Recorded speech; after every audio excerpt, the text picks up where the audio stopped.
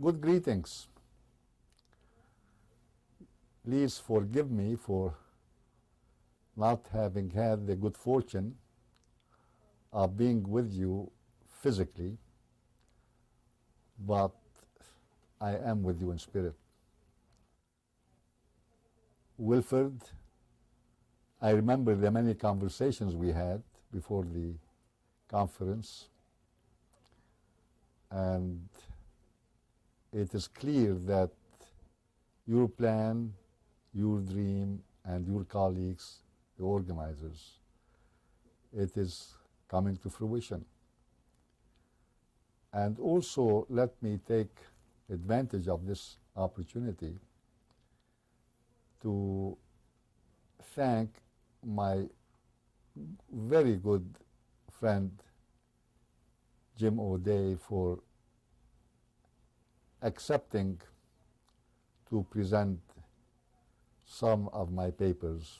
Hopefully Jim could be at the workshop as well as both workshops and the main presentation. Old ways of thinking are losing ground.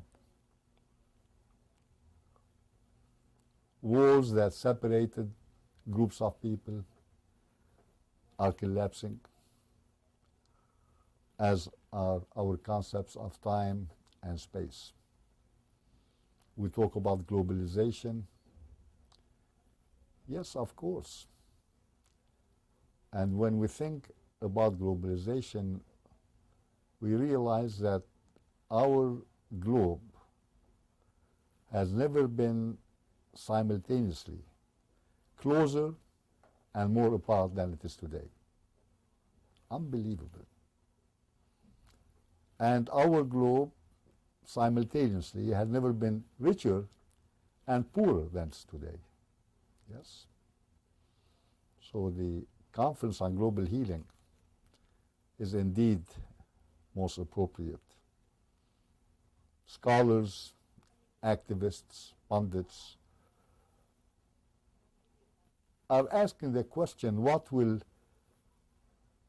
divide us in the future now that we have no walls? What will divide us? And many are answering. They are saying clash of civilization, believers, belief systems. For me, this is all thinking. Yeah. It's a thinking that emanates from a belief in scarcity, a belief that there isn't enough beauty, truth to go around.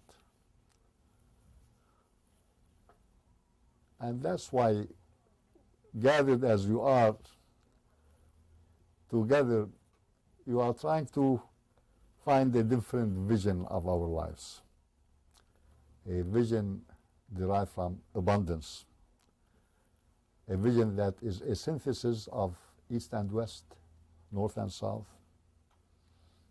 As you will note in the program, I have been asked to do three things. One, a workshop on spirituality and religion. Another workshop on the social contract of global citizenship, and a keynote on global citizenship. Let me take the first workshop first. My intention in the first workshop on religion and spirituality is to underscore that our politics is essentially spiritual, meaning politics is a process of maximizing deeply held convictions about social values. Yes. Politics is spiritual in that our public life reflects our values. So the challenge facing us in Bali today, this week and next week, is to reconnect politics to our highest and most worthy values. People ask the question, do religions divide us, unite us? religio, the term religio means binding. But what happens when religion enters politics? Oftentimes religion becomes a pawn in politics. That's what happens. For me, when I look at religion, I look at the esoteric and exoteric. Exoterically, there are many forms. But esoterically, we are all one. Accordingly, for me, when I look at religion, there are two attitudes towards religion. One, I call it the closed, the other one, the open. Those who have the attitude of the closed are women and men who privilege form over essence, which is honorable, definitely. But when I say open, those who accept the open perspective are saying we honor form, we honor ritual, but the purpose of form and ritual is to transcend and to enter the essence. Yes. But indeed, for the 20th century, both religion and spirituality have to be reformed. And you have my paper there, and I would be very happy to respond to your inquiries by email, which you have also on the program.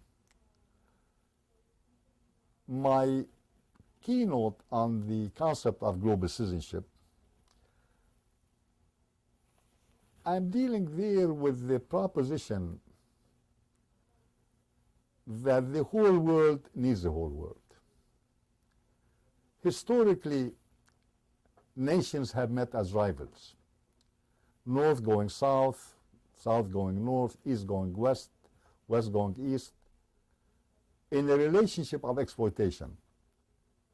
When I speak about a new relationship, in the new relationship, when I talk about the whole world needs the whole world, we are not meeting as rivals.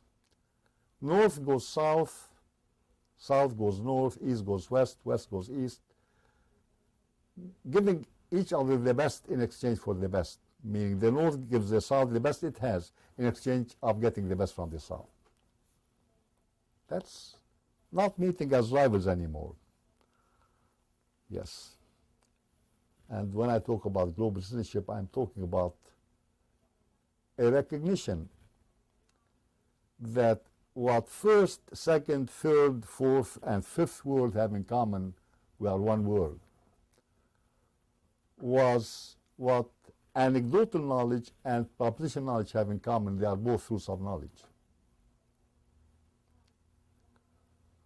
What intuitive consciousness and rational consciousness have in common, they are both consciousness.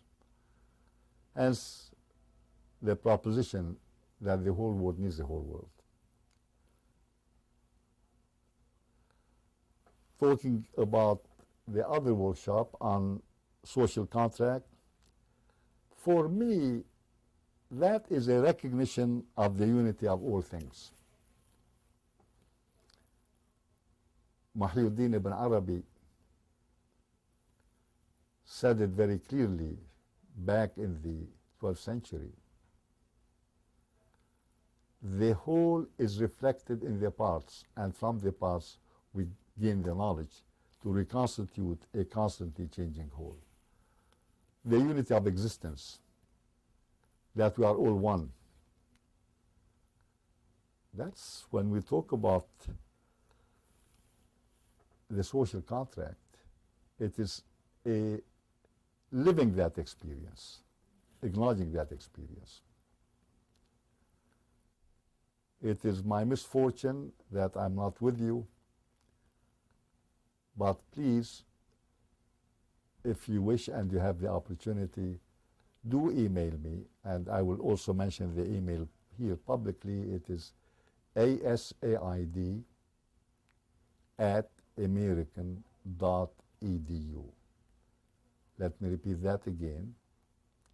asaid@american.edu.